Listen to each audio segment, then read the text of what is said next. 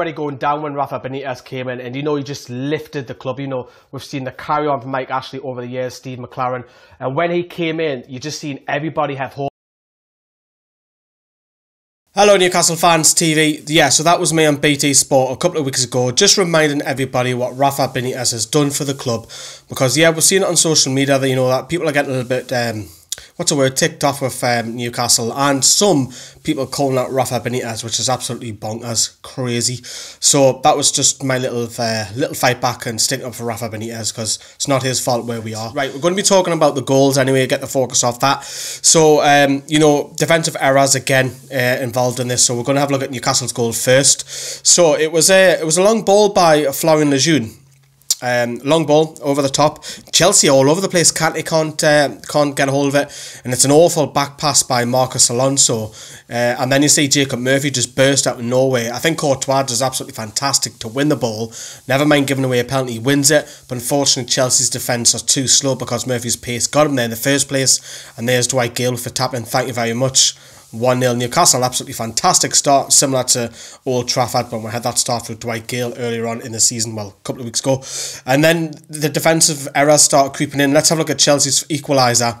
So it was just, it's frustrating because you can see here, Mikel Merino. I want you to keep an eye on Mikel Merino all the way through this goal. So he's meant to be, it's Eden Hazard's his man. It's his man. So as the cross comes in, just keep an eye on, again, Mikel Merino. He's not tracking Eden Hazard at all. I think Lejeune does well to stop the cross, block it out. That's what he's there to do. However, Hazard's continued his run. He's got a free shot on goal. He hits it into the bottom of the ground. It rises up when it hits off the ground, and it's 1-1. And that could have been easy stopped in my eyes if Merino just followed his man. The second goal, let's have a look at that. This is the one that frustrates me, because it's a long ball by Rudiger, and Matt Ritchie could just let this roll out. Now, for me, there has to be a communication problem here, because Matt Ritchie hasn't got time to look around because the ball's in the air.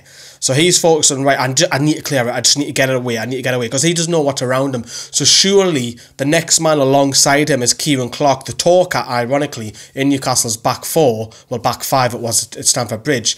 Has to say, leave it. Now, if Kieran Clark hasn't said that, that's also his fault. But if Kieran Clark has shouted, leave it, then that's a Matt Ritchie problem. Now, he heads it straight to Victor Moses. So Victor Moses then runs towards the byline, and then he whips in a fairly low cross, which he could probably volley away. So as you can see, if we switch the camera angle here, I'm going to pick on Chancellor Mbemba big time here. It's diabolical. It's pitiful. It's woeful. It's disgraceful. Chancellor Mbemba cannot be out-muscled that softly inside the 6-yard box. He's been softly muscled off the play, if that makes sense. And there's Morata to head home. Pretty easy goal to concede.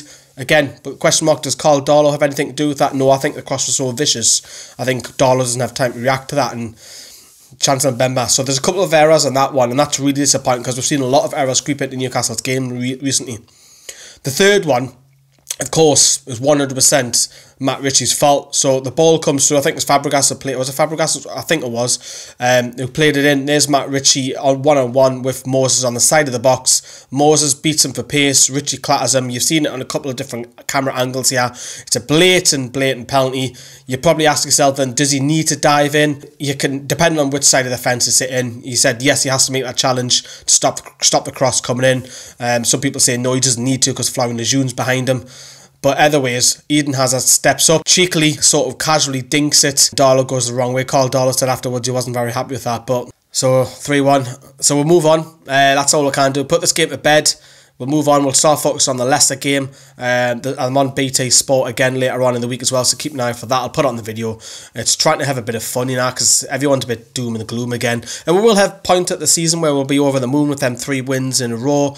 There'll be points where we're down like we are at the moment. Just hopefully we get January here, because we're all hinging on either Amanda Stevely coming in and putting money in the club, which I don't think they'll be ready by January, or Mike Ashley puts 20 million and 30 million, whatever, to help Rafa go and get the players, and it has to be done, whether it's big loan deals or whatever, it's got to be done. And these goals, the errors need to stop.